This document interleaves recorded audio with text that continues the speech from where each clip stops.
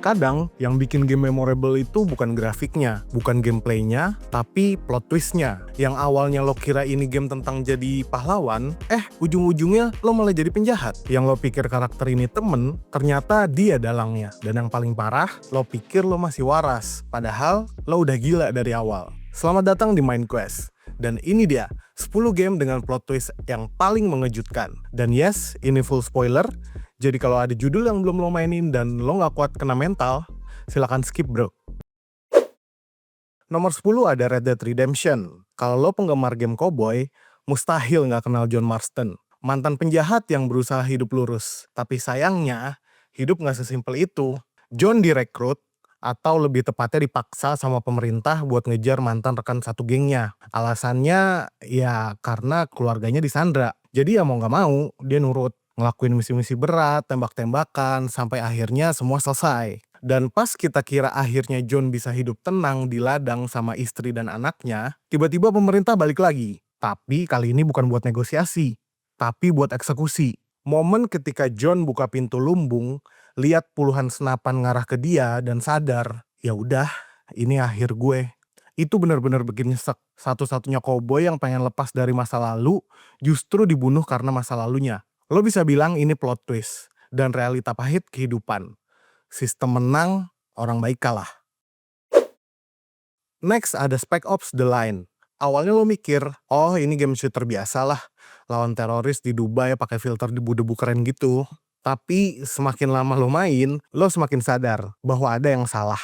Lo mainin karakter bernama Martin Walker, Kapten Delta Force yang katanya mau nyelamatin warga sipil. Tapi seiring waktu, tindakan-tindakan lo makin brutal. Dari nyemprot musuh pakai white phosphor, sampai ngebantai orang-orang yang sebenarnya bukan ancaman. Dan saat lo sampai ke puncak cerita buat ngadepin tokoh utama antagonisnya, yaitu Kolonel Conrad, lo nemuin dia udah jadi mayat. Dari dulu. Semua yang lo denger selama ini, semua percakapannya, itu cuma halusinasi lo sendiri. Walker bukan pahlawan. Dia korban PTSD yang kehilangan arah. Dan semua kekejaman yang terjadi itu, ya itu lo sendiri yang ngelakuin. Spec Ops The Line ini berhasil nge-twist bukan cuma ceritanya, tapi juga ngebikin lo, sebagai pemain, merasa bersalah. Nomor 8 kita ada Undertale. Undertale tuh game yang kelihatannya lucu, penuh monster gemes dan pilihan-pilihan absurd. Tapi di balik itu semua, tersembunyi kritik tajam tentang moralitas dalam game. Biasanya dalam game RPG, lo bunuh monster, dapet EXP, naik level jadi kuat. Undertale juga kayak gitu awalnya. Tapi pas lo nyampe ending, tiba-tiba game buka kartu. EXP itu bukan experience point, dan LV itu bukan level.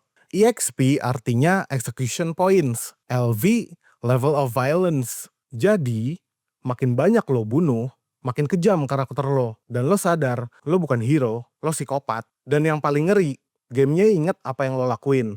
Bahkan kalau lo coba lo restart, cerita tetap ngereaksi ke pilihan lo sebelumnya. Undertale ngebikin pemainnya nanya, kenapa ya gue ngebunuh karakter lucu ini? Cuma karena gue bisa. Nomor 7 ada The Last of Us Part 1. Ini dia game yang secara emosional sukses bikin banyak gamer cowok nahan nangis sambil garuk-garuk jidat. Joel, si karakter utama, ngelewatin perjalanan yang panjang buat nganterin Ellie ke Fireflies. Sebuah kelompok yang katanya bisa bikin vaksin dari imunnya Ellie. Kita sebagai pemain ikut ngerasa perjalanan ini bonding banget gitu. Tapi pas nyampe rumah sakit, ternyata prosedurnya bakal ngebunuh Ellie. Joel harus pilih, selamatin dunia atau selamatin anak yang udah jadi pengganti anak kandungnya. Dan dia milih Ellie. Dia bantai semua orang di rumah sakit itu, bahkan dokter. Dan yang lebih mind-blowing, di akhir, Joel bohong ke Ellie tentang semuanya. Twistnya bukan cuma dari cerita, tapi dari dilema moral yang dilempar ke kita. Apa Joel salah, atau justru dia manusiawi banget? Ending ini masih jadi perdebatan sampai sekarang. Nomor 6 ada Final Fantasy VII. Nggak ada gamer 90-an yang nggak trauma sama satu momen ini. Aerith, doa, pedang raksasa. You know what I mean? Sephiroth muncul dari langit-langit dan tanpa ampun, nyabut nyawa Aerith. Dan bukan cuma cutscene, dia beneran mati, permanen, out of the party, endgame. Zaman itu JRPG jarang banget ngebunuh karakter utama, apalagi yang jadi healer satu-satunya. Dan parahnya, kita nggak dikasih waktu buat berduka, langsung disuruh lawan bos. Aerith tuh bukan cuma karakter, dia representasi harapan. Dan ketika dia dibunuh seketika, pemain jadi sadar, oh game ini nggak main-main ternyata. Nomor 5 ada Braid. Braid itu indie game yang manis, imut, dan pinter. Lo main sebagai tim, karakter yang katanya mau nyelamatin putri dari monster. Semuanya kayak dongeng klasik. Musik lembut, platforming unik, rewind time, sampai lo nyampe ending. Tiba-tiba waktu jadi mundur. Lo dikejar pasukan, putri malah lari dari lo. Dan ternyata selama ini lo salah. Lo bukan pahlawan.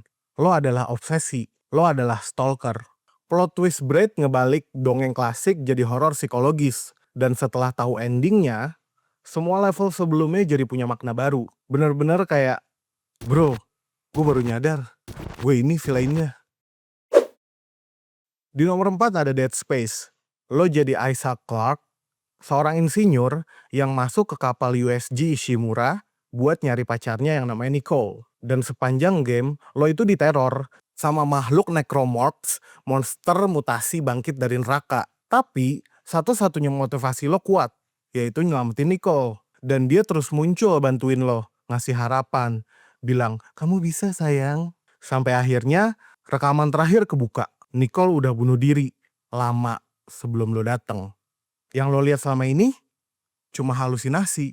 Karena lo udah setengah gila. Dead Space bukan cuma horor dari monster, tapi horor dari kenyataan yang lo tolak selama ini. Kita lanjut ke nomor 3 ada Knights of the Old Republic. Lo jadi prajurit republik tanpa ingatan, rekrut tim, lawan set jahat. Klasik kan? Sampai akhirnya twistnya dateng. Ternyata musuh utama Darth Malak itu dulunya murid dari Darth Revan. Revan ini Sith Lord yang paling ditakuti, legendaris dan ngeri. Dan plot twistnya, lo itu Revan. Memori lo dihapus, identitas lo di reset, dan lo selama ini ngelawan sisa dari masa lalu lo sendiri. Dulu lo jahat, tapi sekarang lo punya pilihan buat jadi baik. Itu yang bikin kotor bukan cuma game RPG biasa, tapi game yang ngajak lo buat mikir ulang tentang identitas, pengampunan, dan second chance. Di nomor 2 ada Silent Hill 2. Pas banget ya. Lo adalah James Sunderland, dapat surat dari istri lo yang katanya udah mati. Dia ngajak lo ke kota Silent Hill. Dan lo nurut aja, karena ya cinta. Tapi kota ini bukan kota biasa. Ini kota yang kayaknya tuh tahu dosa orang. Semua monster yang lo lawan, semua simbol aneh, ternyata manifestasi dari rasa bersalah James. Sampai akhirnya lo nemuin video. Dan ya lo lihat sendiri, James yang ngebunuh Mary, yaitu istrinya sendiri. Karena udah capek ngerawatnya. Dan udah gak tahan juga. Twist ini bukan cuma ngagetin, tapi nyiksa secara emosional. Silent Hill tuh ngajarin bahwa kadang monster paling serem bukan yang punya wajah jelek, tapi yang ada di cermin. Di nomor 1 ada BioShock. Di awal game, lo kecelakaan dan masuk ke kota bawah laut namanya Rapture. Kota ini chaos, gila, penuh splicer dan kegilaan. Satu-satunya suara yang nuntun lo, itu namanya Atlas.